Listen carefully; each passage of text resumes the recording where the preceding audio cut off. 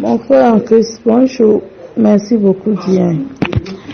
Mon frère bien-aimé, il fallait me donner un peu du temps pour remettre les esprits en place. Et que le Seigneur m'aide aussi à pouvoir. J'ai un souci avec mon mari, toujours concernant l'état de suivre le Seigneur et que je ne fais pas ces choses. Donc, chaque fois quand il y a un problème, il m'insulte, il met ça dedans, que je ne veux pas suivre sa religion. Donc, j'en ai assez. Je suis le Seigneur Jésus aussi, avec un cœur sincère, mais hier, tout ce que vous m'avez dit, j'ai dit, donc si c'est pas le Seigneur qui me montre les choses, et moi je croyais que le Seigneur, quand on le reçoit vraiment, il est avec nous, tout ça là. Tout ce que vous m'avez dit hier, ça m'a un peu bouleversé. Jusqu'à maintenant là, je suis un peu vraiment bouleversée. Je suis un peu vraiment bouleversée, sans vous mentir, je ne sais même pas à qui se confie. Donc, mon mari aussi, d'un côté, il me dérange. S'il y a un petit problème, il va dire, je vais à l'église, je fais ci, je fais ça. Donc, tout ça, là, est mélangé dans ma tête. Et le ministère aussi de notre Seigneur, je ne sais pas qu'il y a trop de persécutation dedans. Je ne savais même pas que si tu viens, l'autre va dire ça là n'est pas bon, ça là est bon. Il y a trop de choses là que ça me mélange. Je veux seulement être libre de servir le Seigneur. Je veux seulement être à l'aise, quoi. Mais mon mari aussi, tu vois les vocales, ce il a fait vocal à ma grande sœur Lomé. Les choses que je ne sais même pas que je fais, et lui sait, il garde. Ce que je n'ai même pas aidé, donc il garde ça, il en parle maintenant à ma grande sœur. La grande sœur m'envoie les vocales. C'est comme je le déshonore de jour en jour, je ne veux pas faire ce que lui dit. Je suis un peu perdu, quoi. Je suis un peu perdu, mon frère. Je suis un peu perdu.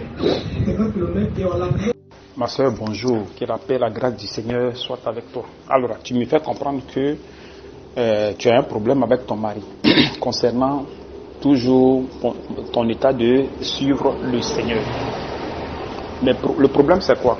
Tu sais, quand tu veux suivre le Seigneur, alors il faut suivre le Seigneur de la bonne façon. Voilà. Il faut mieux le connaître. Si tu le connais mieux, alors il te fera grâce à ce que lui aussi il arrive à stabiliser ton mari. Tu vois, non? Voilà. S'il y a le stabiliser, il va le stabiliser. Mais qu'est-ce qu'il va faire? D'abord, il va t'amener à ce que tu marches dans sa voie parfaite. Voilà. À ce que tu aies un bon comportement.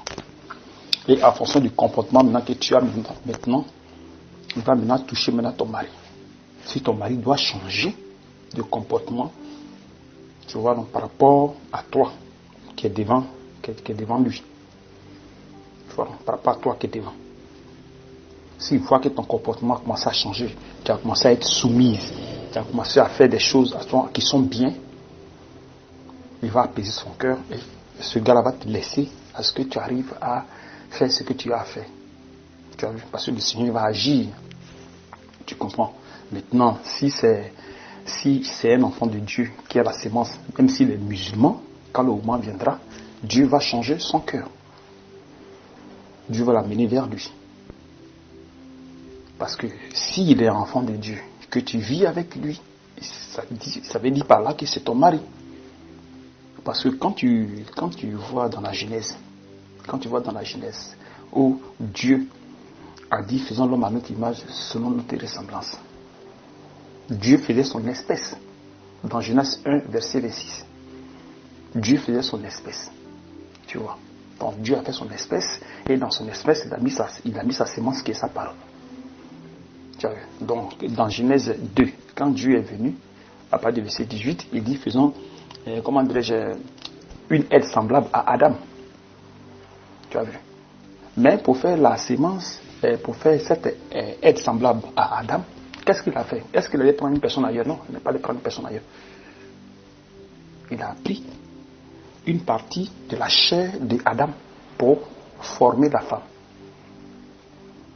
Et c'est comme ça qu'il a pris une côte. de l'homme et il a formé la femme de l'homme. Tu vois. Donc en formant cette personne, cette partie-là est la partie de Adam. Donc, puisque comment dirais-je, c'est une aide semblable, donc c'est-à-dire que les deux, c'est les mêmes personnes, c'est la même nature. Tu vois, non? Parce qu'ils forment un dans le mariage. Tu vois, non? Ils deviendront une seule chair. C'est-à-dire que les deux, quand ils vont se marier, quand ils vont rester ensemble, parce que quand on prend la chair de Adam et qu'on fait, comment dirais-je, Ève, mais quand les deux s'unissent, c'est une seule chair. Parce que c'est la chair là qui est quittée chez Adam, et c'est la même chair là qui revient chez Adam. Tu vois. Bon, si maintenant, soit Adam, pour l'instant, ne croit pas, et que c'est Ève qui croit, à tous les coups, Adam va croire plus tard. Tu vois, Adam va croire plus tard. Parce que c'est la même sémence. C'est la même sémence qui a eu. C'est la même sémence.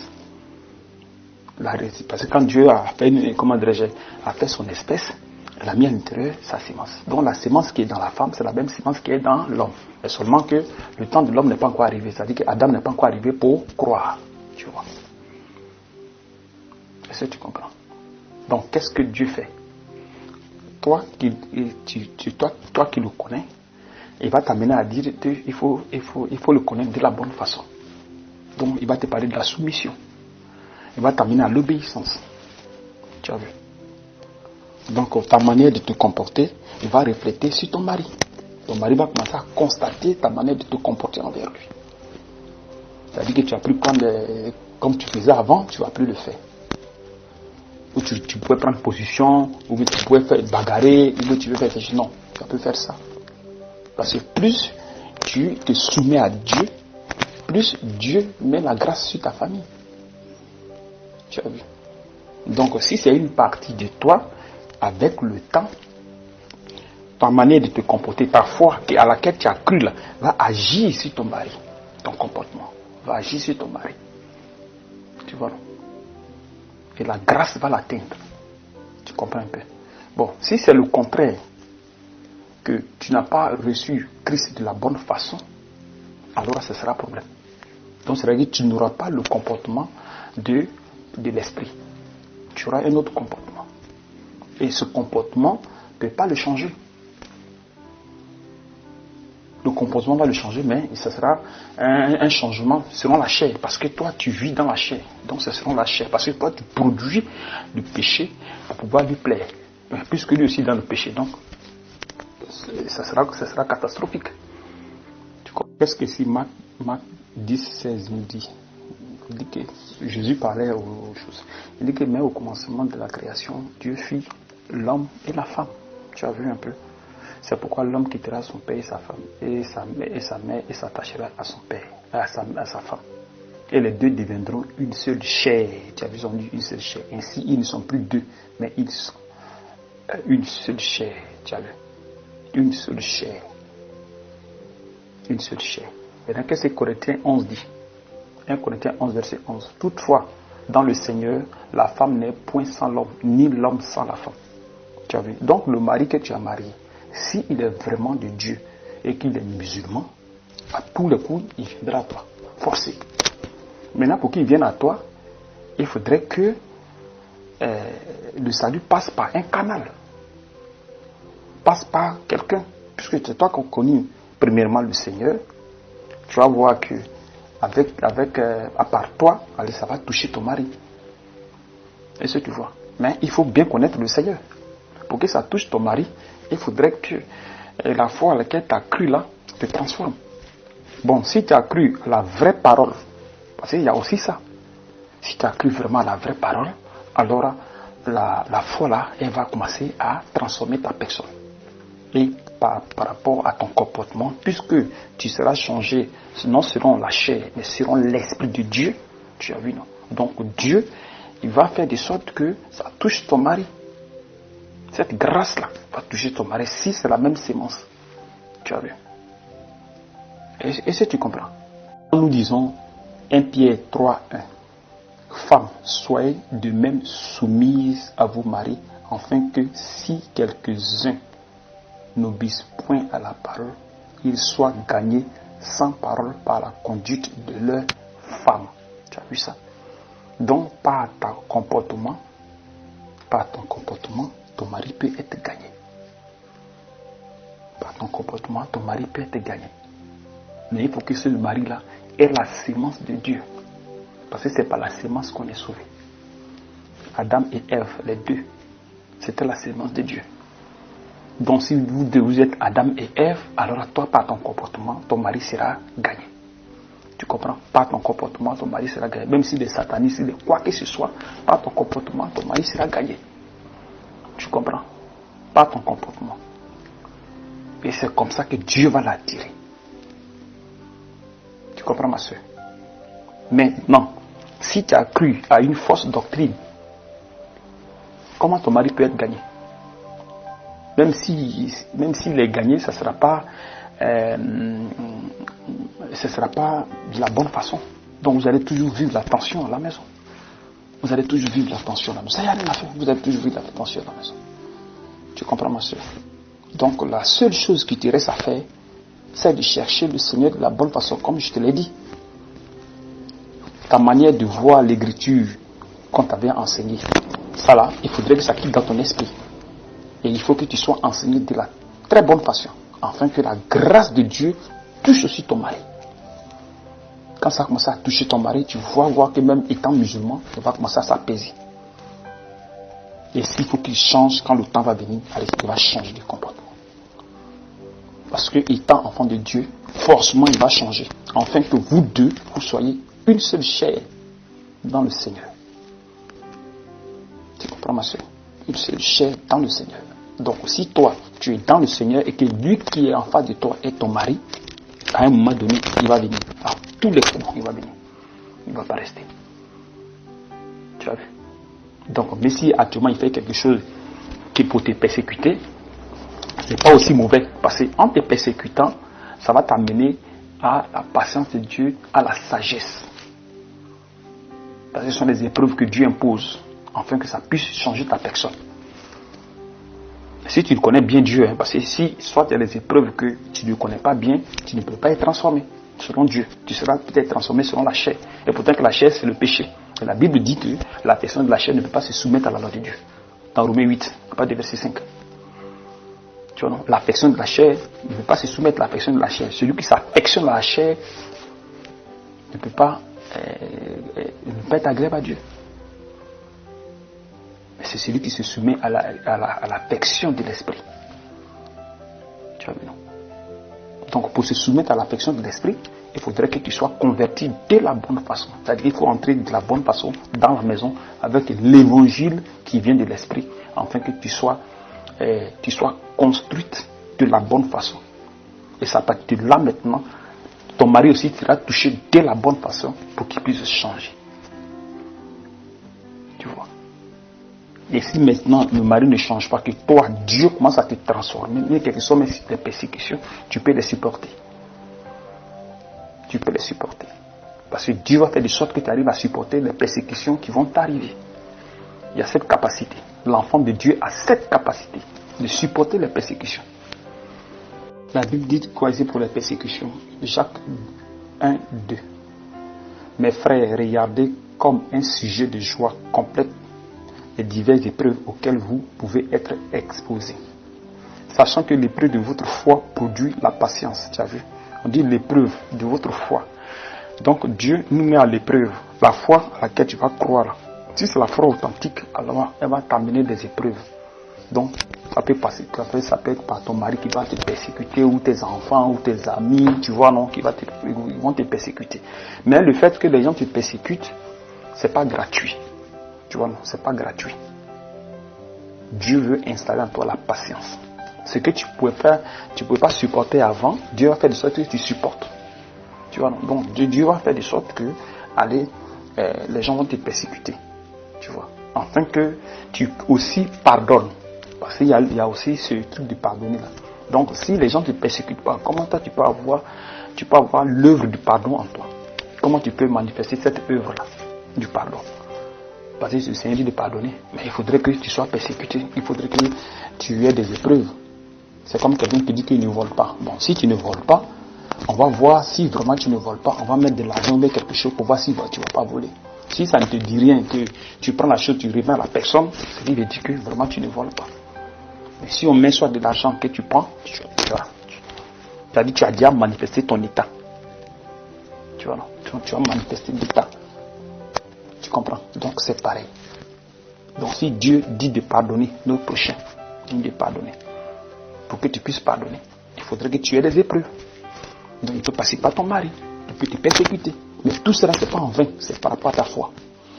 Tu vois. Donc on dit que sachant que l'épreuve de votre foi produit la patience. Donc cette épreuve-là qui va venir, c'est pour produire en toi quelque chose, la patience de Dieu. Non la patience de la chair, mais la patience de Dieu. Mais il faut que la patience accomplisse parfaitement son œuvre, afin que vous soyez parfaits et accomplis. Tu vois, sans faille en rien. Donc c'est-à-dire que la persécution qui va t'atteindre là, ça a un objectif. Donc si ton mari te persécute, ça a un objectif. Ça a un objectif. C'est pour mettre en toi la patience de Dieu. Tu vois, c'est pour mettre en toi la patience de Dieu. Mais si tu n'as pas cru de la bonne façon, là tu n'auras pas la patience de Dieu. Mais il faut croire de la bonne façon, afin que cette patience arrive à être construite en toi. Tu vois. Il faut être sur le chemin, c'est-à-dire que dans la vérité. Comme Paul dit dans 2 Corinthiens 13, verset 5, examinez si vous êtes dans la vérité. C'est-à-dire que si vous êtes dans le Seigneur, si vous êtes en Christ. Tu vois. Donc étant maintenant sur le chemin, maintenant, le Seigneur maintenant va produire certaines choses, il va t'amener certaines choses pour que ça puisse transformer ta personne. Tu comprends? Et il va te supporter, il va faire de sorte que tu arrives à supporter ces choses-là. Tu vois, non? Parce que c'est Dieu au Christ, il va te donner cette capacité de pouvoir supporter ces choses-là. Quand tu lis Romains 14, 4, il dit quoi? Qui es-tu, toi, qui juges un serviteur d'autrui? S'il se tient debout ou qu'il tombe, cela regarde son maître. Mais il se tiendra debout. Car, le Seigneur a le pouvoir, tu vois, de l'affermir. Tu vois, donc le Seigneur a le pouvoir de t'affermir. Mais là, il faut être sûr, il faut être, en Christ. Comme Paul le dit dans 2 Corinthiens 13, verset 5. Il faut être sur le chemin, il faut être dans la vérité. Quand tu es dans la vérité, tout se gère tranquillement, sans problème. Et si tu n'es pas dans la vérité, alors tu vas fonctionner selon la chair. Et ça va devenir bagarre à la maison. Mais si toi seulement, tu te consacres à rester auprès du Seigneur, tout ce que le Seigneur va te dire, allez, tu te consacres à ça. Tu regardes pas, tu n'attends pas à ce que lui il se comporte bien envers toi. Non, tu ne regardes pas cela. Parce que lui, il est païen. Donc, il ne peut pas manifester les œuvres de l'esprit. Non. C'est toi qui dois manifester ces œuvres-là. Parce que Dieu va te donner la capacité de le faire. Tu vois, Dieu va te donner la capacité de le faire. Donc, en faisant de toi disciple de la bonne façon, on t'enseigne maintenant afin que tu sois transformé. Tu vois, non? Afin que tu sois transformé. Quand tu es transformé maintenant, tu vas voir que tu as produit les œuvres de Dieu. Le bon comportement commence à surgir. Tu vois, non? Mais si ce n'est pas le cas, toi, tu es dans une fausse doctrine, ce sera la bagarre. Tu ne pourras pas produire les trucs de Dieu, donc tu ne pourras pas avoir la grâce de Dieu. Tu ne pourras pas avoir la grâce de Dieu. Ce sera la bagarre à la maison, ce sera les problèmes à la maison. Vous allez faire les coups de poing. Parce que toi aussi, tu ne vas pas te laisser faire. Lui aussi, il ne va pas te laisser faire. Tu vois. Voilà, maintenant ici, quand il dit Jacques 1,12, il dit heureux l'homme qui supporte patiemment la tentation.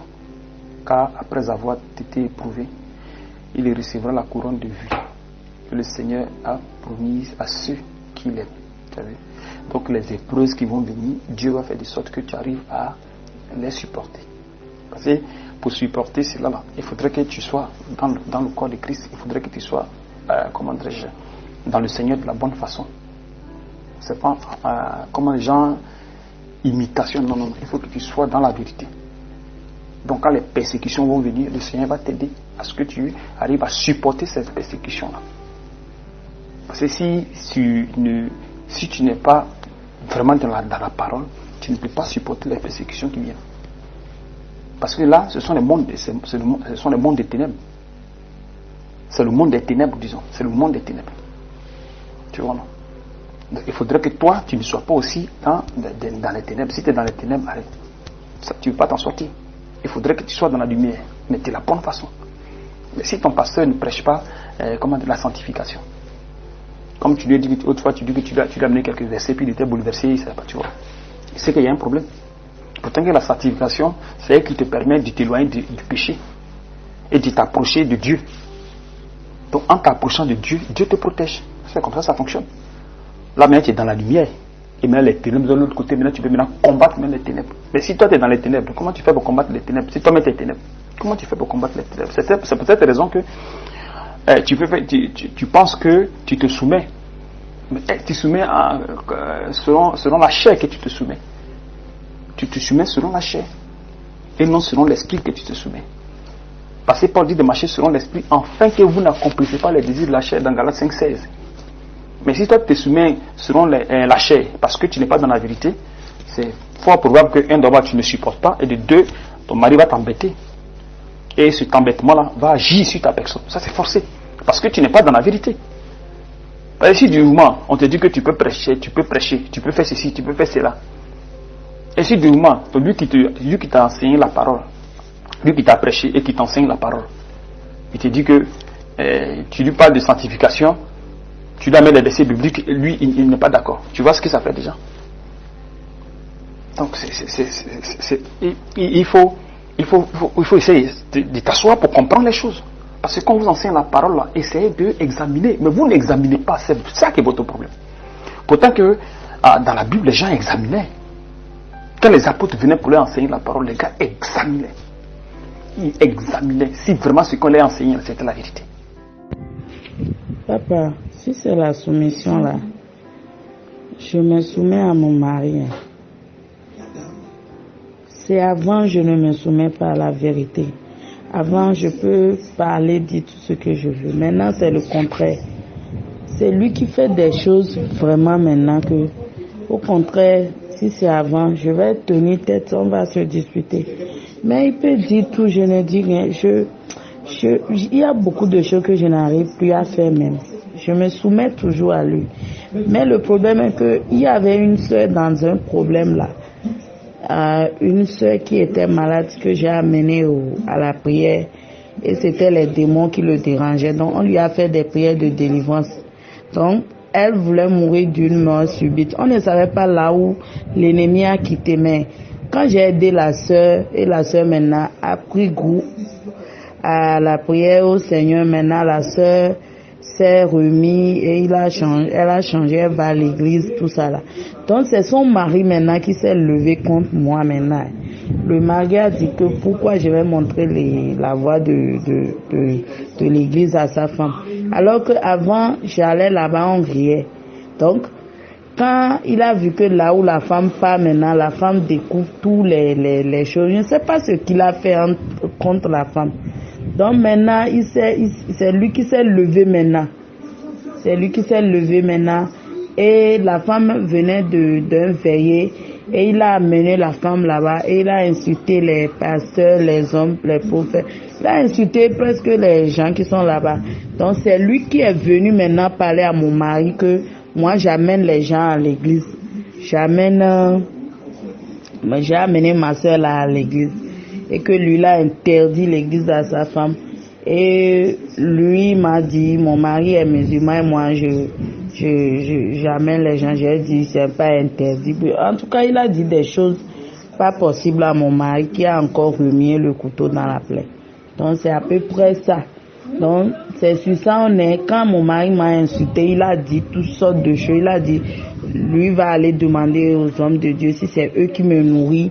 Ou bien il croit que c'est les gens qui me mettent les choses dans la tête. Il ne sait pas que c'est moi-même qui veux suivre le Seigneur.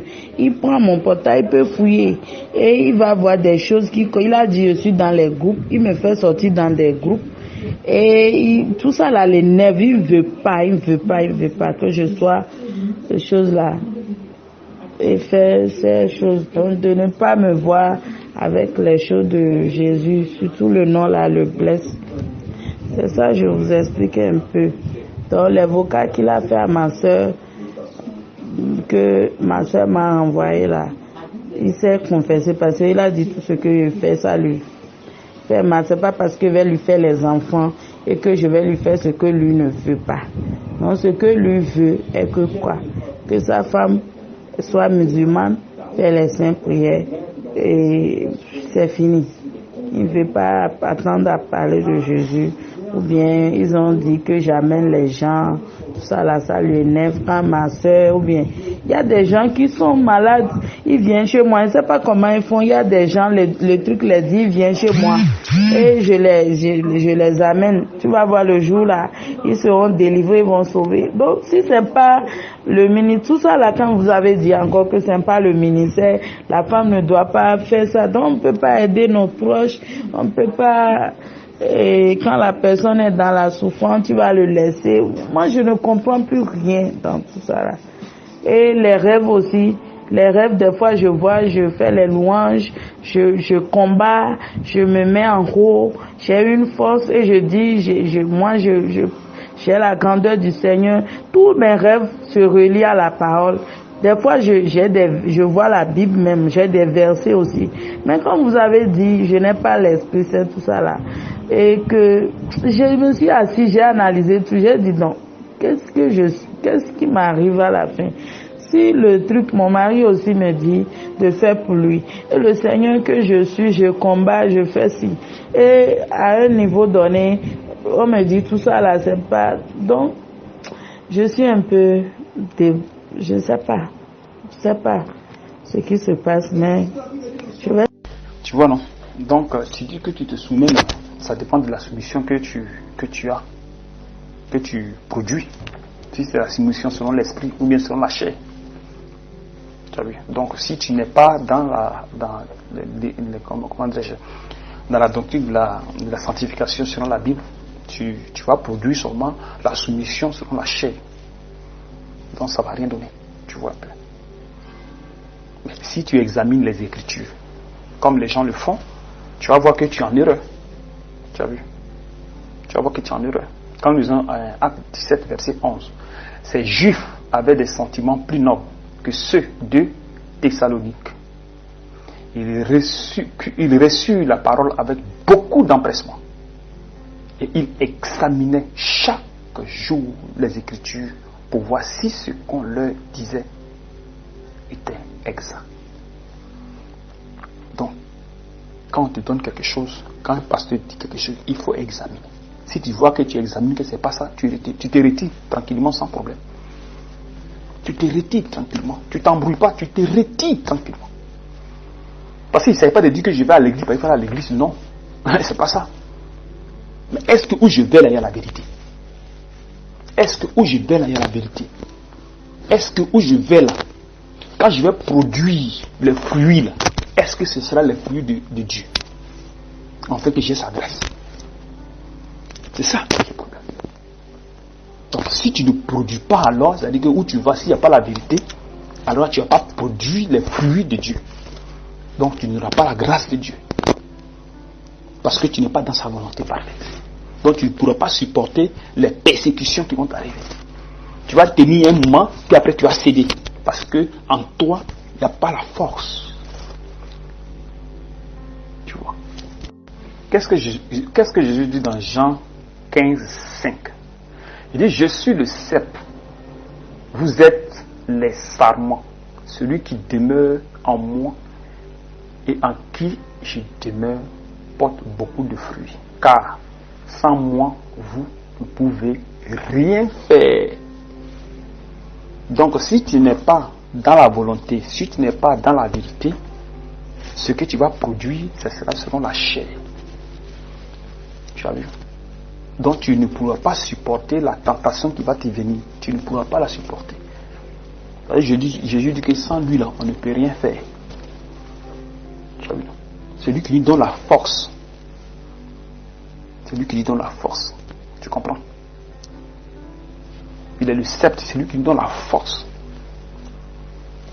Donc si tu n'as pas cette force, c'est-à-dire que si tu n'es pas dans cette vérité, tu ne pourras pas supporter ce qui va t'arriver. Tu vois? Donc le fait qu'on soit auprès de lui, on demeure en lui. Parce qu'on est dans la vérité. Donc c'est cette vérité qui va te tenir. Tu vois un peu. Parce qu'il faut te dire que la vérité est toujours au-dessus des ténèbres, toujours. Mais si tu n'es pas dans cette vérité, si tu n'es pas dans cette lumière, comment tu vas faire? Tu ne peux pas t'en sortir. Tu vois ma soeur, tu ne peux pas t'en sortir. Non, tu ne peux pas t'en sortir. Il faut d'abord chercher à être dans la lumière. Et quand tu es maintenant dans la lumière, maintenant, tu vas maintenant être éclairé. Tu vois? Quand tu es dans la lumière maintenant, tu vas maintenant être éclairé. La lumière maintenant va t'éclairer. Mais il faut chercher à être dans la lumière. Ça, c'est d'abord la première des choses. Quand tu es maintenant dans la lumière maintenant, la lumière maintenant va t'éclairer maintenant. Ça va commencer à te nettoyer, afin que maintenant tu produises maintenant les fruits maintenant de cette lumière-là. Donc à la fin, toi-même tu deviens aussi lumière. Parce qu'il a dit que vous êtes la lumière du monde. Tu vois ma soeur. Sinon, il ne s'agit pas d'aller à l'église parce qu'il faut aller à l'église. Non, c'est pas ça. Il ne s'agit pas d'aller dans une assemblée parce qu'il va aller en assemblée. Ne dis pas que parce que comme c'est un pasteur, je vais l'écouter parce qu'il faut l'écouter. Non. Il faut examiner les choses. Il faut examiner. On te dit quelque chose, tu examines. Si ce n'est pas ça, allez, tu enlèves ton pied. Parce que ça ne peut pas te produire la vie. Tu vois. Jésus dit dans Jean 6, 63, les paroles que je vous dis, elles sont esprit et vie. Mais si la parole qu'on te prêche, si elle n'est pas esprit et vie, c'est qu'il y a un problème. Parce que si du moins les paroles de Jésus, ce qu'il prêchait, et ça sauvait les gens, si l'esprit est vie, et qu'il y a ses disciples, c'est pas lui-même c'est pas eux qui sont choisis, c'est lui qui les a choisis, et c'est lui qui les envoyait. Et il prêchait que les gens étaient sauvés. Donc ce qui sort de leur bouche aussi, c'est esprit aussi et vie. Donc ça peut tenir celui qui est sauvé. Mais si du moment, lui qui te prêche, ce qui sort de lui n'est pas esprit et vie, c'est la mort. Mais maintenant, comment tu fais pour tenir les persécutions, les trucs du ténèbre? Tu peux pas t'en sortir. Tu peux même pas t'en sortir. Quand nous disons, comment dirais-je, Joël 1:8, que ce livre de la loi ne s'éloigne point de ta bouche. Médite-le nuit et jour pour agir fidèlement selon tout ce qui est écrit. Tu vois, non? Car c'est alors que tu auras du succès dans tes entreprises. C'est alors que tu réussiras. Tu vois, donc si tu ne lis pas, ou que tu lis, mais tu ne comprends pas, et celui qui va te faire comprendre, c'est ce que tu as établi. C'est eux qui amènent l'éclairage. Et si celui-là aussi, il n'est pas dans la vérité, tu auras des problèmes. Donc tu vas lire, mais tu vas mal comprendre les Saintes Écritures. Et c'est ce qui t'arrive. Donc ça fait que tu ne peux pas mettre en, comment dirais-je, la parole ne peut pas se manifester en toi. Tu ne pourras pas produire les œuvres de l'esprit. Jésus dit dans Matthieu 14, 21, il dit celui qui a mes paroles, celui qui a mes paroles, tu vois, et qui les garde, c'est-à-dire celui qui a mes commandements et qui les garde, c'est celui-là qui m'aime. Tu vois. Et il sera aimé de mon Père et je l'aimerai. Et je viendrai à lui.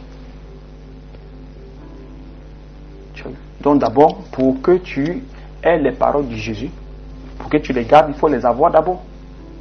Il faut d'abord avoir cette parole-là. Il faut les avoir, les commandements, il faut d'abord les avoir. Quand tu as maintenant ces commandements maintenant, tu peux maintenant les garder. Mais si ces commandements ne se sont pas révélés, parce que c'est une révélation. La parole de Dieu là, c'est une révélation. Donc celui qui t'enseigne, s'il n'a pas la révélation de la parole, il n'a pas la révélation des enseignements, comment toi tu peux garder? Tu vas seulement garder ce qui t'enseigne et qui est faux. Et qu'est-ce que tu vas produire? Tu vas produire le faux. Mais si tu auras la grâce de Dieu, non, tu ne pourras pas avoir la grâce de Dieu. Donc, c'est-à-dire que tu as succombé aux tentations. Forcément, tu as succombé. Et ça va être la guerre, tu vois. Et tu n'as pas la paix du cœur. Pourtant que Jésus, il nous donne la paix. Mais la paix qu'il nous donne, il ne donne pas la paix du monde. Mais il nous donne lui sa paix. Et c'est cette paix-là qui stabilise ton esprit, ton âme et ton corps. Quelles que soient les persécutions qui vont t'arriver. Ça stabilise ton esprit. Tout ça stabilise. Donc n'importe quelle persécution, tu peux supporter. Et s'il doit te séparer, il te sépare. Tout ce qui, parce que quand nous rentrons dans le corps, c'est lui qui coordonne tout. C'est lui qui coordonne tout. Ça ne vient pas de nous, ça vient de lui. Parce que nous sommes chairs. Lui, il est esprit. Tu as vu? Ça dit que la loi est spirituelle. Lui, il est spirituel. Nous sommes charnels. On ne peut pas supporter sa loi.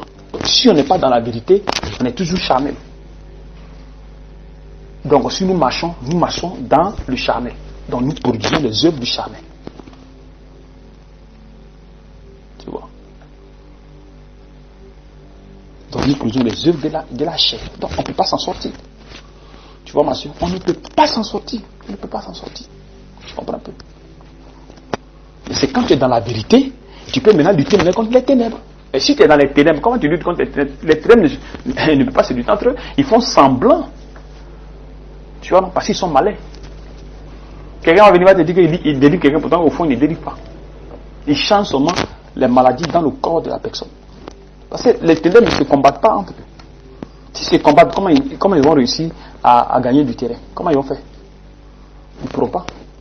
Tu vois, dans le verset Luc 11, verset 14, on dit Jésus chassa un démon qui était muet. Lorsque le démon fut sorti, le muet parla. Et la foule fut dans l'admiration. Mais quelques-uns dirent, c'est par Bézéboul, le prince des démons, qu'il chasse les démons. Comme Jésus connaissait leurs pensées, il leur dit, tout royaume divisé contre lui-même est dévasté.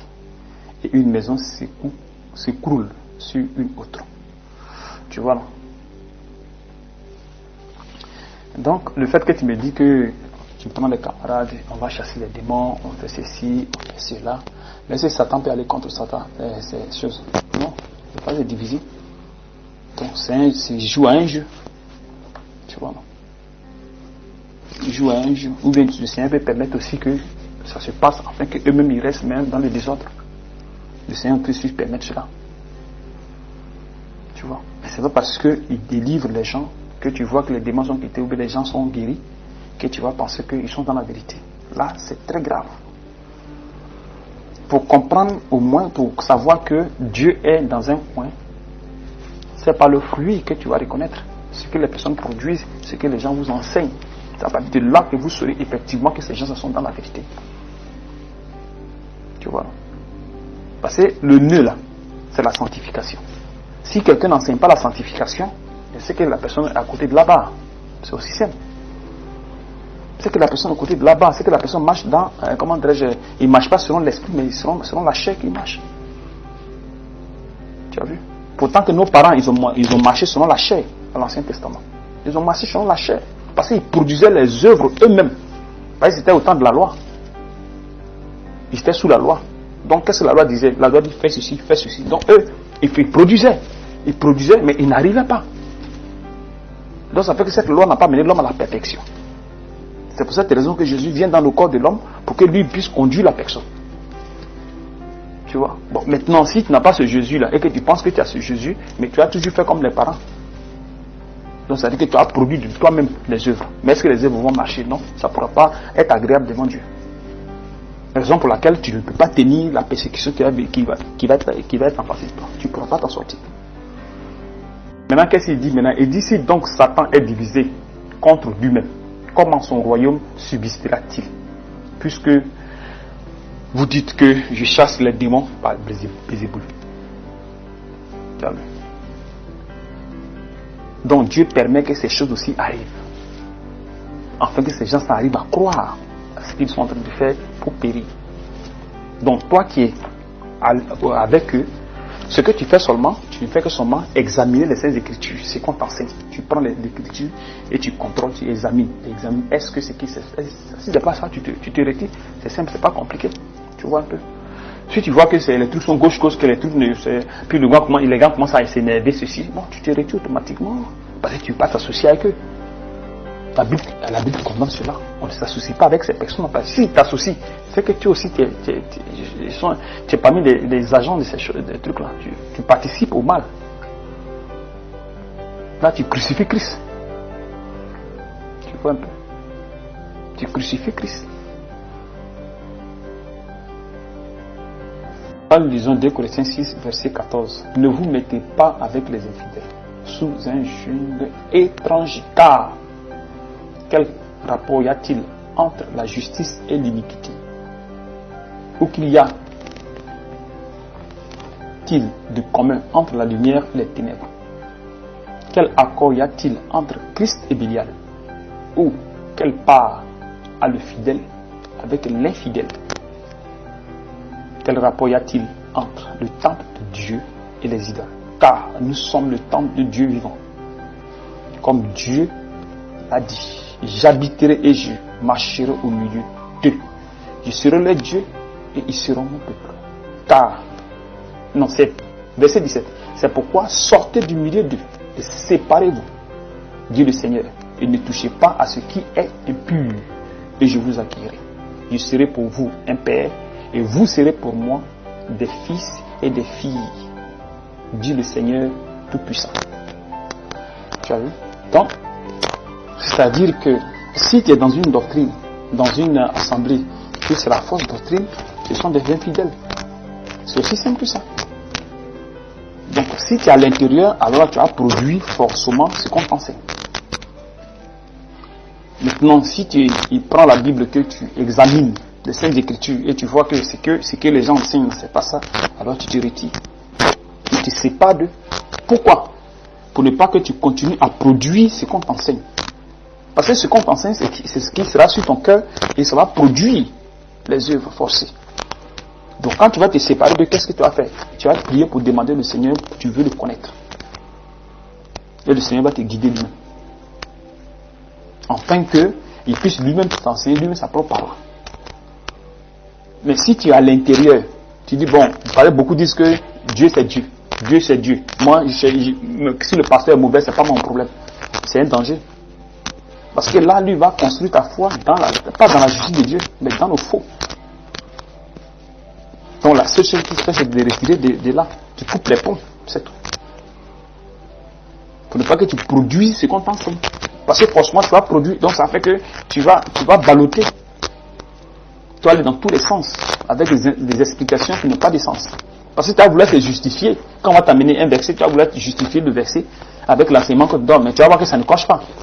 Non seulement ta vie, ton comportement, quand tu t'assois, essaie de contrôler et tu verras que ça ne va pas, ça ne fonctionne pas. Donc quand c'est comme ça, tu te retires automatiquement. Tu te retires de ce groupe-là, pratiquement sans problème. Tu te retires. Et tu cherches même à voir de Dieu. Si Dieu maintenant te met maintenant sur le chemin, à partir de là maintenant tu essaies de voir encore ce que tu vas produire. Mais il faudrait que ton cœur soit sur ce que tu es en train de faire, c'est ça le problème. Il faudrait que ton cœur soit là-dessus. Parce que si ton cœur n'est pas là-dessus, tu ne devras pas produire ce qu'on t'enseigne. Donc si ton cœur est sur ce qu'on t'enseigne, tu verras que les choses vont commencer à changer dans ta vie. Le mari va se comporter selon que Dieu veut. Et non selon que lui veut, selon que Dieu veut. Il sera sous contrôle du Saint-Esprit.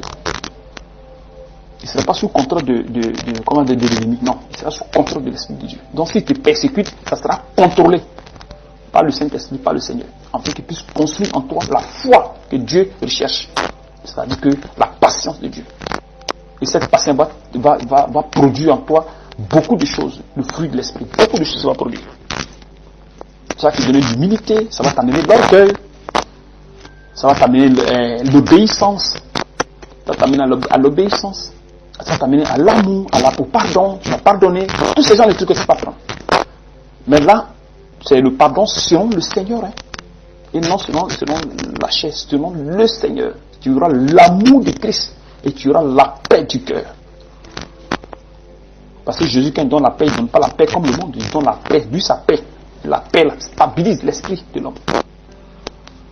Mais si ce n'est pas le cas, que tu es dans le faux, tu vas faire la bagarre avec ton mari, forcé, il n'y a rien à faire. Parce que ce que tu produis n'a rien à voir avec Dieu. Nous lisons aussi Éphésiens 5, verset 8. Autrefois, vous étiez ténèbres, et maintenant vous êtes lumière dans le Seigneur. Mais si tu es dans le mensonge, tu es toujours dans les ténèbres. Tu vois, donc, étant dans les ténèbres, tu ne peux pas lutter contre les ténèbres. Marchez comme des enfants de lumière, car le fruit de la lumière consiste en toutes sortes de bonté, de justice et de vérité. Examinez ce qui est agréable au Seigneur. Donc, pour examiner ce qui est agréable à Dieu Seigneur, il faut lire la Bible. Quand on t'enseigne, il faut lire. Quand on t'enseigne, il faut regarder les Écritures. Est-ce que ce qu'il me dit, c'est vrai? Tu vois, non? Pour faire la distinction des choses. Sinon, tu ne pourras pas t'en sortir. Verset 11. Et ne prenez point part aux œuvres infructueuses des ténèbres, mais plutôt condamnez-les. Donc, si tu vois que ça, c'est pas bon, tu condamnes, c'est tout. Tu vois, non? Tu condamnes, tu dis non, ça c'est comme ça, c'est ci, c'est cela. Verset 12. Car il est honteux de dire ce qu'ils font en secret. Mais tout ce qui est condamné est manifesté par la lumière. Car tout ce qui est manifesté est lumière. Tu vois, non? Donc, tu exposes. Tu dis que non, ça là, c'est pas bien, c'est ceci, c'est cela. Tu comprends? C'est pourquoi, c'est pour cela qu'il est dit, réveille-toi. Donc, toi qui es dans la fausse doctrine, c'est-à-dire que tu es dans un coin où on ne dit pas la vérité, mais tu es là-bas quand même, on dit de te réveiller. C'est-à-dire que tu es au milieu des ténèbres, donc réveille-toi. C'est ce que la Bible dit. Il dit réveille-toi, toi qui dors. Tu vois, il dit toi qui dors, réveille-toi. Toi qui dors, réveille-toi d'entre les morts et Christ t'éclairera. Donc, c'est-à-dire que tu es parmi eux, tu es comme un mort vivant. Parce que tu es parmi eux. Donc, si Dieu te fait grâce de découvrir la vérité, tu t'éloignes d'eux. C'est simple.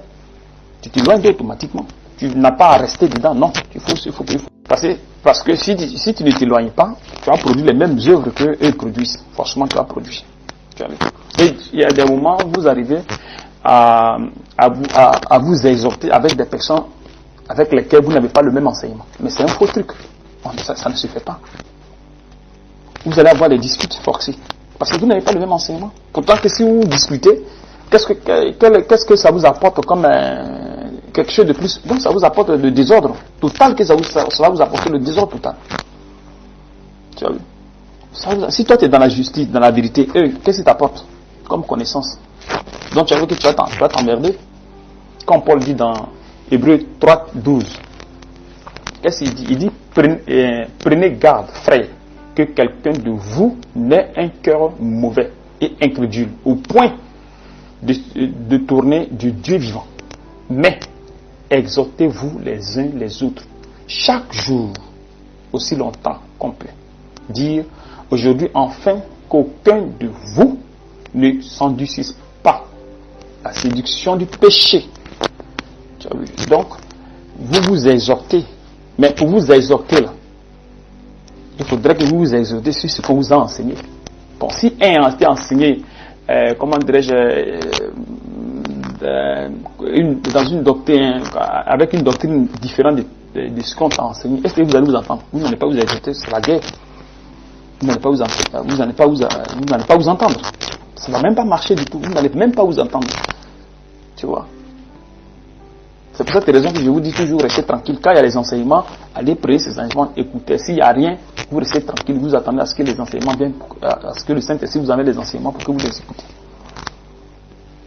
Mais si vous n'avez pas les mêmes enseignements à quelqu'un, et vous écoutez, vous voyez qu'il y a quelque chose qui va vous partez, ou vous voulez vous exhorter avec les gens dans les groupes, machin, mais vous n'allez pas vous entendre. Vous n'allez pas vous entendre, vous allez vous séparer.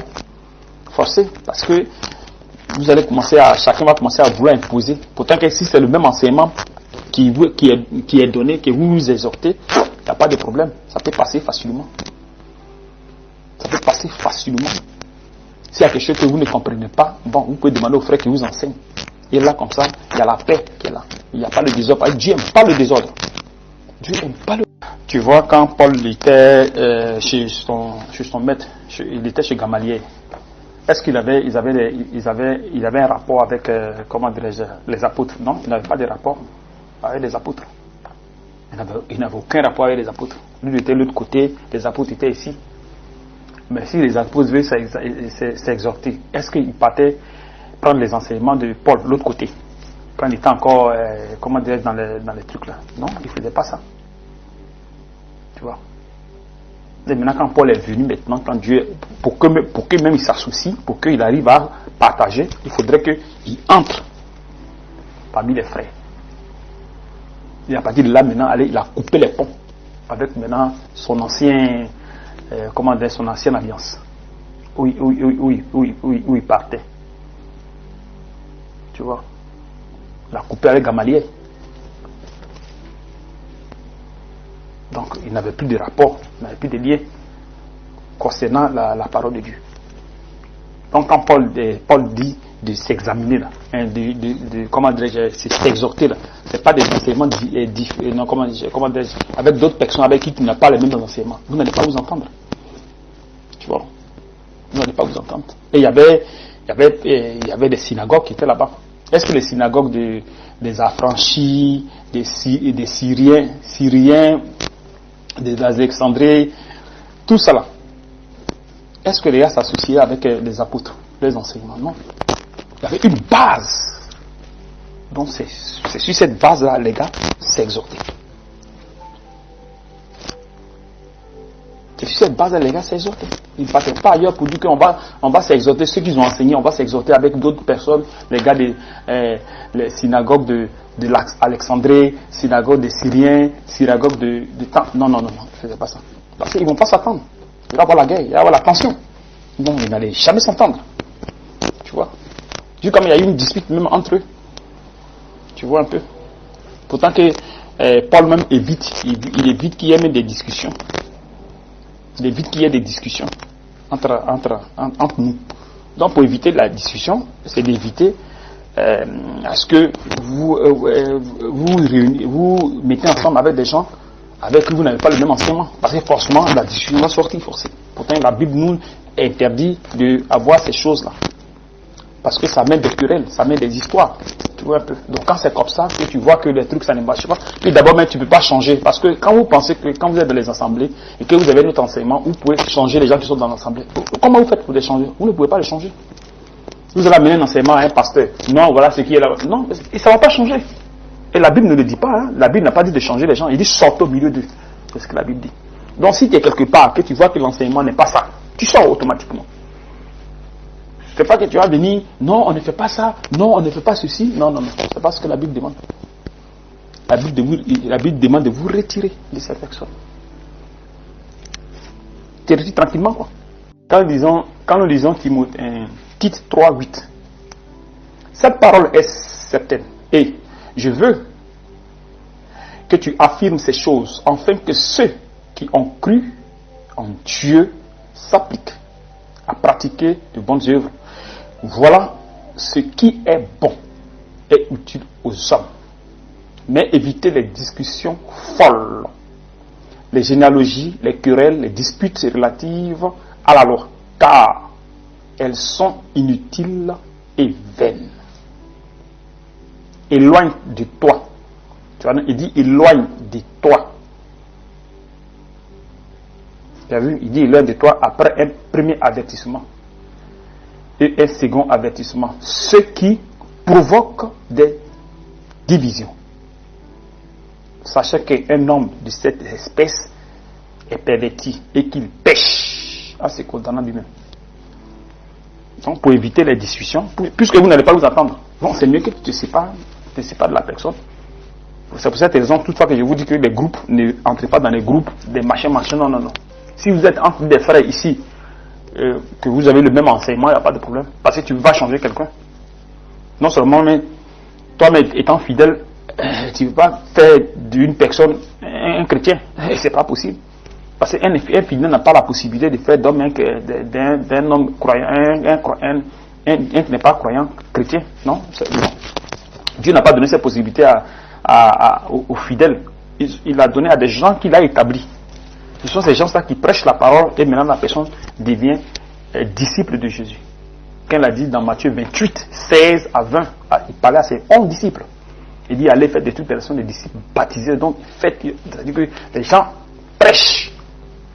Mais ce qui sort de leur bouche, c'est accompagné par le Saint-Esprit. Donc c'est le Saint-Esprit qui prêche la parole, comme Paul disait. Je ne vous ai pas seulement prêché en parole, mais par la puissance du Saint-Esprit.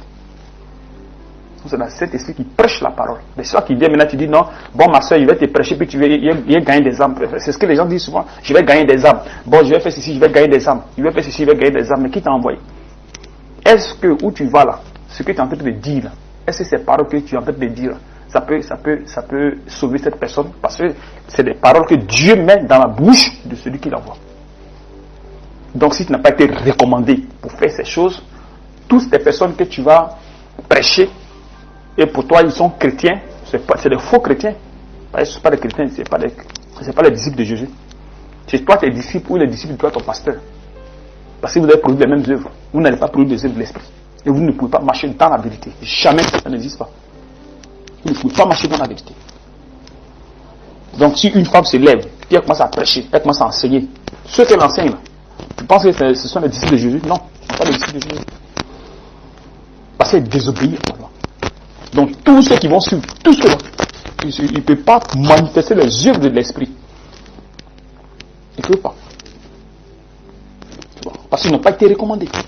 Quand tu es recommandé, tu as un mandat que Dieu donne. Dieu te donne un mandat. Et c'est avec ce mandat que tu travailles. Donc, quand tu travailles, les frères qui viennent, ils ont une couverture à partir de toi. Et vous tous, le Saint-Esprit vous protège. Mais c'est sur l'autorité de lui que Dieu a envoyé. Parce que Dieu lui donne le mandat. Il lui dit, va. Et quand il part, quand il prêche, allez, ça prêche que les gens sont sauvés. Parce que Dieu met dans sa bouche les paroles qui vont sauver les gens.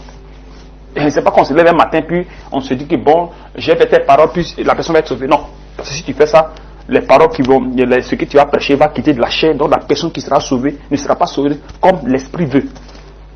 Mais la personne sera sauvée comme la chair. Tu as vu, non? Donc si la personne produit les fruits, elle ne peut pas produire les fruits de l'esprit. Mais elle va toujours produire les fruits de la chair. Donc si la personne est transformée, elle sera transformée comme la chair. Donc elle va toujours manifester le péché. Elle va faire l'effort de vouloir... Non, elle ne peut pas. Elle ne peut pas. C'est-à-dire c'est du semblant de chrétien qu'elle va être. Tu vois, elle va vouloir peut-être se soumettre à son mari, mais ça ne peut pas pousser, ça ne va pas marcher. Parce qu'elle est dans le péché. Parce qu'elle a été mal convertie. Tu vois, elle n'a pas reçu la parole de l'esprit. Donc ça va créer problème.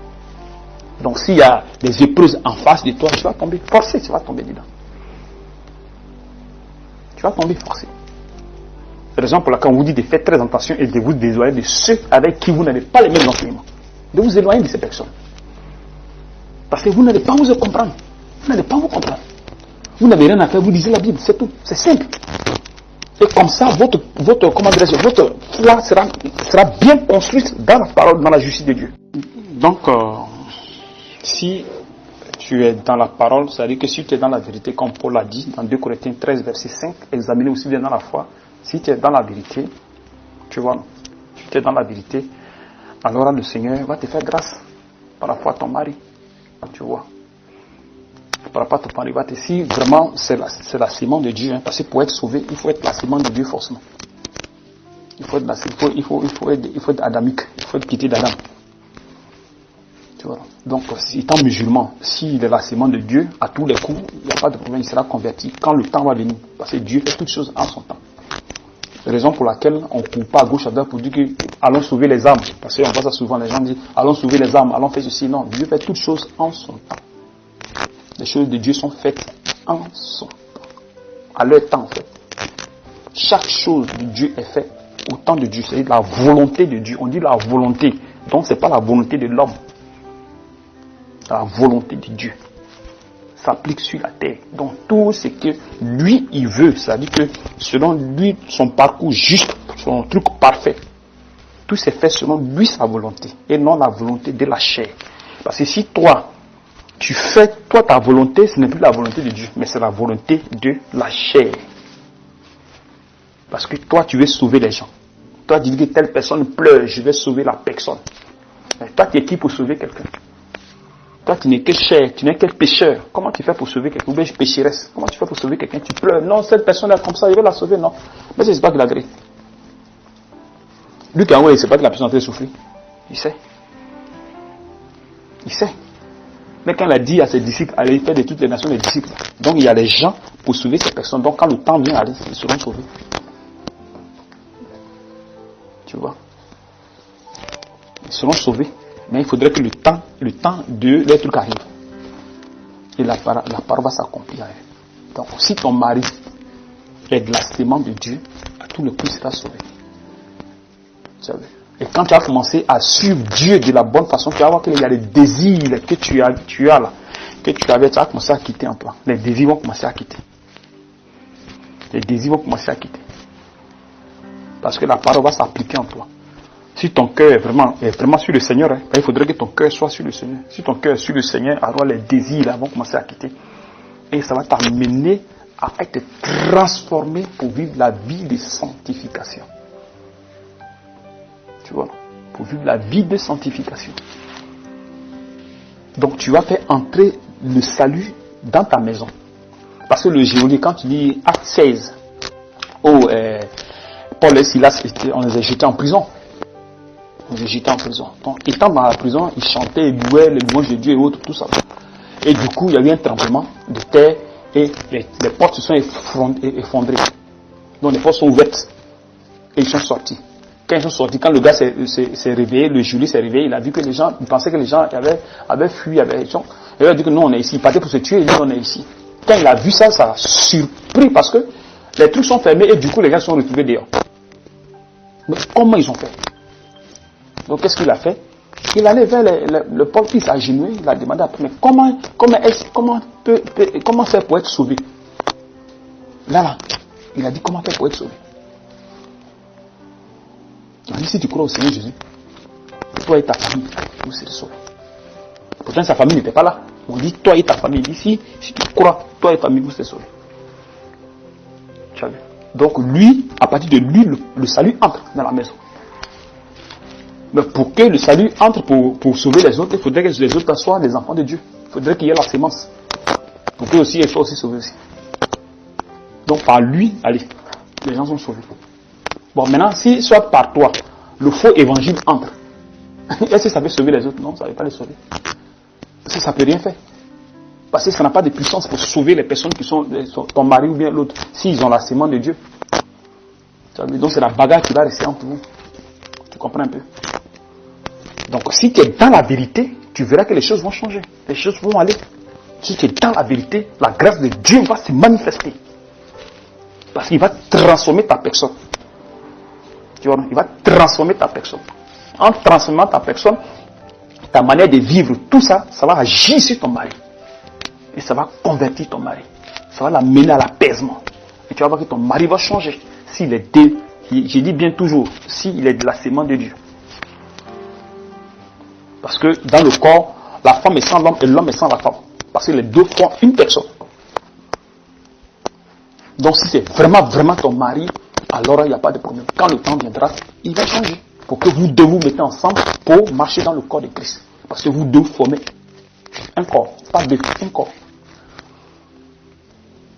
Donc si tu es converti aujourd'hui, avec le temps, forcément il va venir. Il sera converti. Forcément. Mais il faudrait que la conversion passe par toi d'abord et la vraie conversion. Non dans le faux, mais dans la vérité. Et je le dis encore, dans la vérité. Et tu vas voir que les raisonnements vont disparaître. Tous ces trucs tout ça va disparaître. Et ton esprit sera stabilisé. Et tu vas voir que tu vas bien marcher. Maintenant, toi qui pleures, puis tu parles de ton mari ceci, ton mari cela, puis tu as peur de laisser ton mari, parce que ceci, parce que cela. Jésus d'abord, il a dit que, ça dit que quand on vient à Jésus là, il dit qu'il prend soin de nous, c'est ce qu'il a dit. Donc, de ne pas avoir peur de quelque chose. Tu vois, mais il y a des gens aujourd'hui qui disent qu'ils croient en Jésus, mais ils ont peur que soit on les divorce parce que si leur mari, ils apprennent leur foi, ou bien peut-être que ils leur disent que ceci, c'est cela, bon, vraiment ça va jouer sur leur foi, machin, mais actuellement là, à quelle foi tu as cru?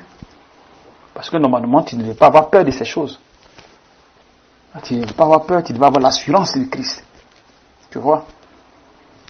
Tu dois avoir l'assurance de Christ. Quand nous lisons Luc 14, 26, il dit, si quelqu'un vient à moi, et s'il n'est pas son père, sa mère, sa femme, ses enfants, ses frères et ses sœurs, et même sa propre vie, il ne peut être mon disciple. Donc, si tu privilèges d'abord ton mari, tes enfants, machin, toi-même ta propre vie, tu ne peux pas suivre Dieu. Donc, si tu privilèges tes désirs, tu ne peux pas suivre Dieu. Tu ne peux pas. Si tu privilèges ton mari que Christ, tu ne peux pas. Pour dire que bon, mais si je suis bien le Seigneur, voilà, je ne veux pas. Donc, je vais d'abord, accomplir. Il faut que mon mari, ceci, c'est cela. Tu ne peux pas. Parce que si tes désirs sont sur ces choses-là, c'est ton mari, ce sont ses enfants, c'est.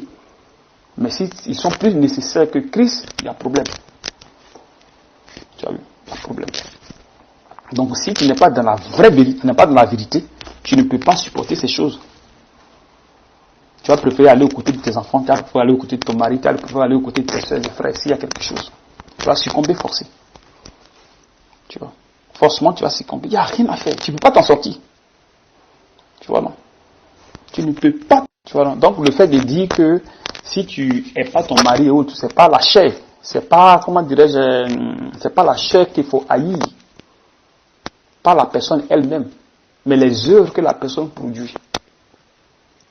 Tu as vu, les œuvres que la personne produit, c'est ces œuvres qu'il faut haïr. Pas la personne. Tu vois, non? C'est pas la personne qu'il faut haïr, mais c'est les œuvres que la personne. Parce que l'être humain est né dans le péché. Tu vois, non? Étant dans le péché, quand tu manifestes les œuvres là, du péché, là, ce sont les esprits qui entrent en toi. Donc, ce sont les esprits qui animent les gens à aller contre ce qui est juste, à aller contre la parole de Dieu. Donc, ce sont les esprits là qui sont dans les frères, les sœurs, dans les maris, dans les enfants, là, qui vont se manifester contre la vérité, contre la lumière. Donc, si tu n'es pas ces choses, tu ne peux pas être disciple de Jésus. Et pour haïr ces choses, il faut être dans la vérité.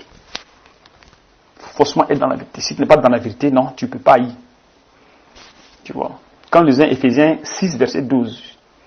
Car nous n'avons pas à lutter contre la chair et le sang, mais contre les dominations, contre les autorités, contre les princes de ce monde. Le monde de ténèbres. Tu vois. Et contre des esprits méchants dans les lieux célestes.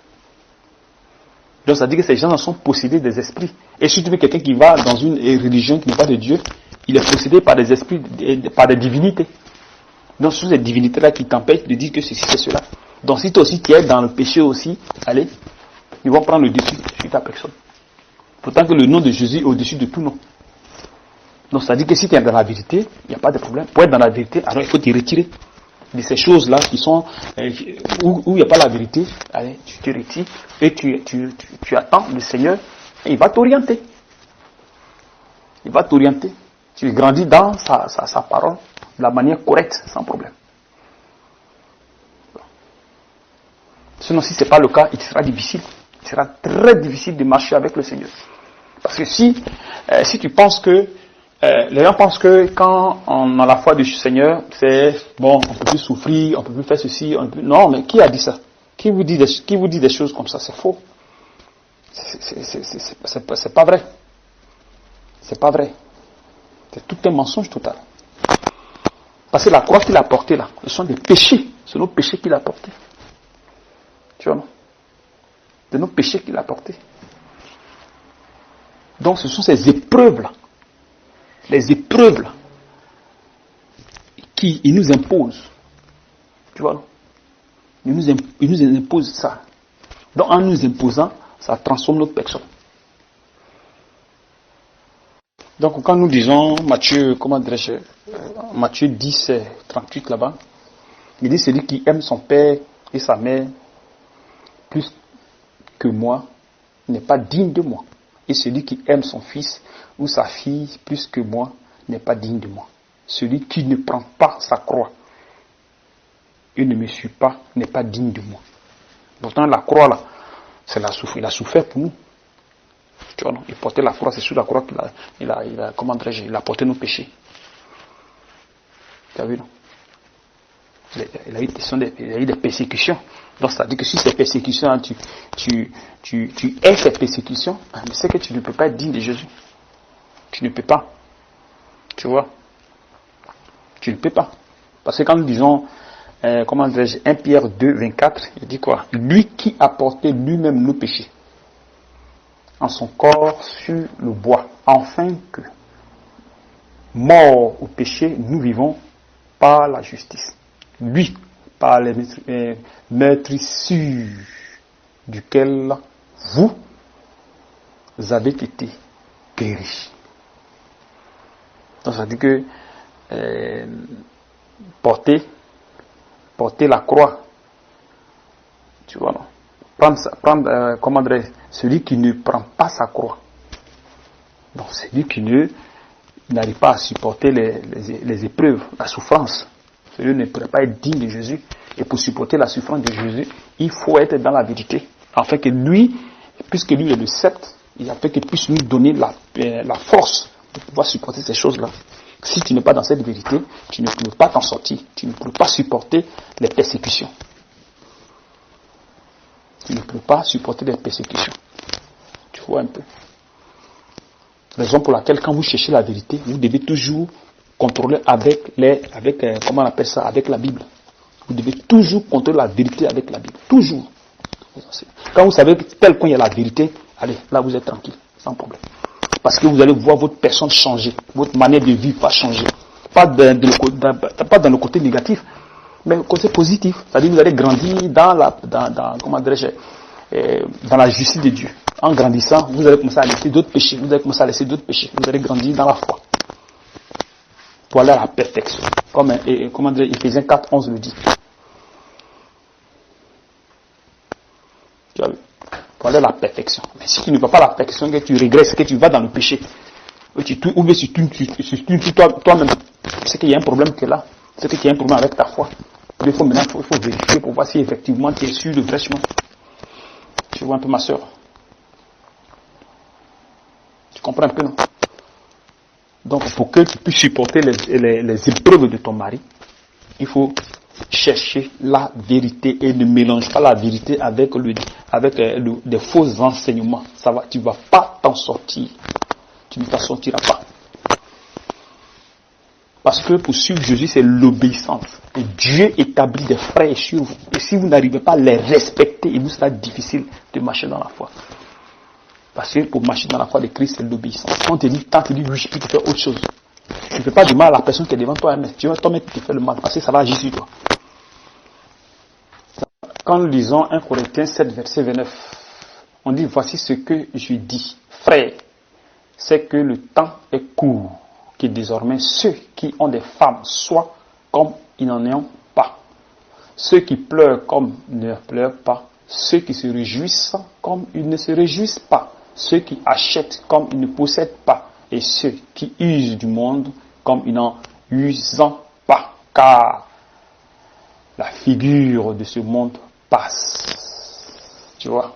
Donc, pour que tu arrives à supporter ces choses-là, tu fais comme si tu n'es pas marié. Dans le sens où tu es marié, mais c'est pas que tu donnes plus d'importance à ton mari que Dieu. Non. Ou les désirs de ce monde que Dieu. Ton travail, tes affaires, tous ces genres de choses. Tu vois. Si tu donnes plus d'importance à ces choses que Dieu, tu ne peux pas suivre Dieu.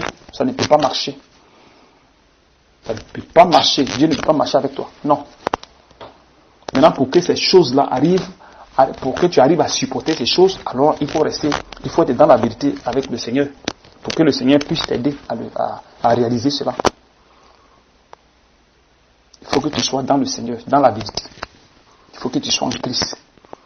Parce qu'il ne s'agit pas de seulement dire que je suis chrétien. Non. Il faut voir ce que tu produis.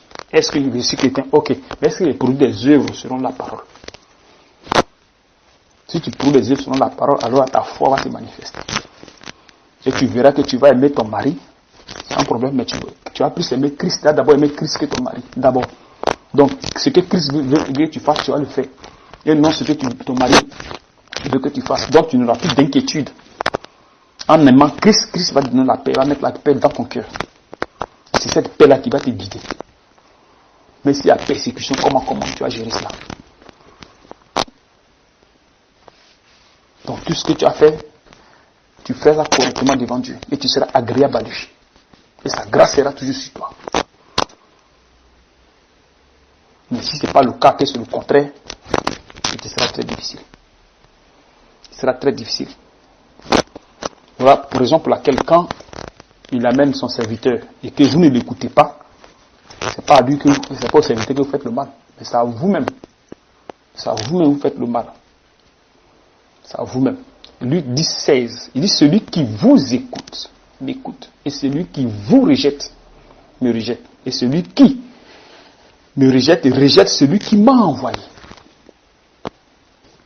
Donc si on vous parle, que vous dites oui, pourtant vous faites le contraire, c'est pas la personne qui vous parle que vous rejetez, mais c'est Jésus qui vous rejette. Et si vous rejetez Jésus, c'est que vous rejetez Dieu qui l'a envoyé, Dieu. Tout est lié. Tout est lié. Donc il y a une question d'obéissance. Question d'obéissance. S'il n'y a pas d'obéissance, que tu as envie de faire ce que tu veux, tu ne t'en sortiras pas. Tu vas faire semblant. C'est toi qui vas te blaguer parce que tu vas croire que tu es chrétien, mais au fond, tu ne l'es pas. Parce que tout part de l'obéissance. On dit ça, on ne fait pas. Il ne faut même pas dire tu as lu, on ne fait pas, point. Allez, tu dis Seigneur, aide-moi, parce que ça, moi, je ne peux le faire. Et maintenant, il va voir maintenant dans ton cœur. Et si effectivement, tu as vraiment le désir de vouloir ne pas faire ce que tu veux faire, de ce que la chair veut que tu fasses.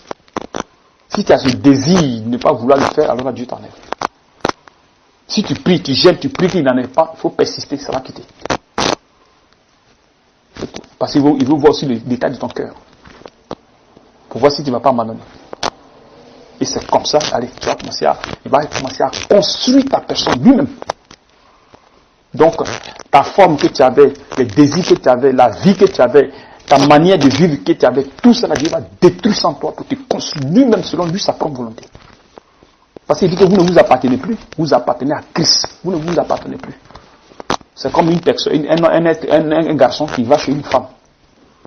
Mais avant de prendre la femme là, il n'a pas d'autorité sur la femme. Parce qu'il est chez ses parents. Quand il prend la femme, il la met chez lui, maintenant c'est lui qui a autorité sur la femme. C'est pareil, c'est la même chose. Donc quand tu entres dans le corps, pour que Dieu ait autorité sur toi, il faudrait que tu sois il faut que tu sois dans Christ, dans la vérité. D'abord, la première des choses. Après, il prend autorité sur toi et il commence à te guider lui-même, selon lui son esprit. Et il va t'amener dans toute la vérité. Mais si tu te dis que tu es dans la vérité, pourtant que c'est le mensonge. Tu te dis que tu as le Saint-Esprit, pourtant que tu es dans le mensonge. Et tu vis le mensonge. Tu produis le mensonge. Tout est mensonge. Comment? Quand nous lisons 2 Corinthiens 10, verset 18, il dit, car ce n'est pas celui qui se recommande lui-même qui est approuvé, mais c'est celui que le Seigneur recommande. Donc pour prêcher ou enseigner, c'est une recommandation. Une recommandation. Et Dieu te donne l'autorité sur les frères pour que maintenant tu puisses les faire, pour les conduire dans la vérité.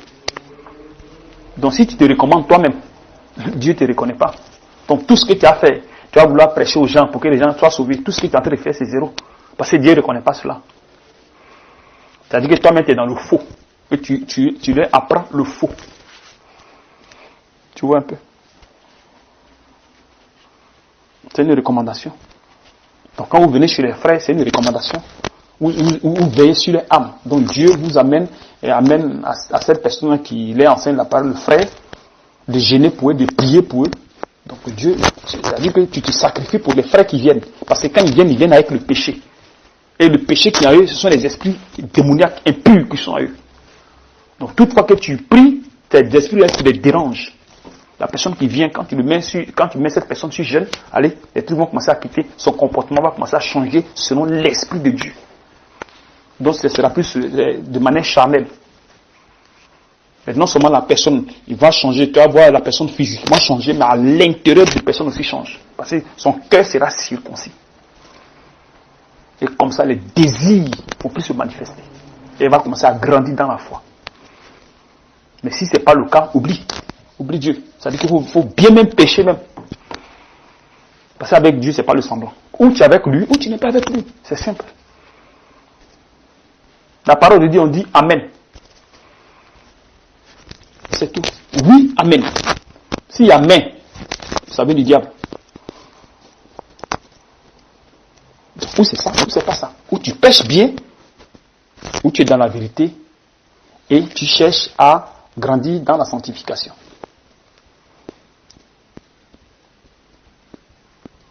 Pour être rempli de l'onction de Dieu. Que le Seigneur te bénisse, qu'il te fortifie.